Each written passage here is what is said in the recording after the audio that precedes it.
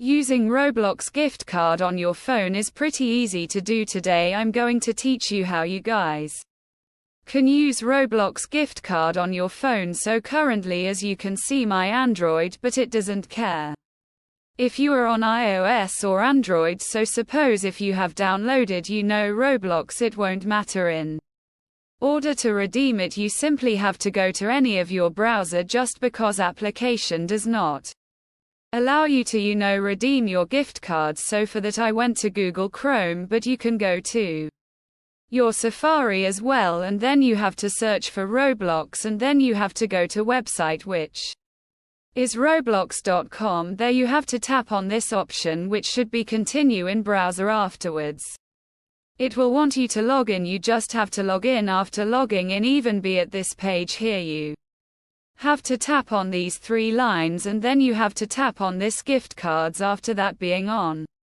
gift cards, you will be at this page here. You will easily be able to redeem a gift card by typing of this button, which should be redeem a car, and there you have to enter your code and then tap on redeem in order to redeem your gift card.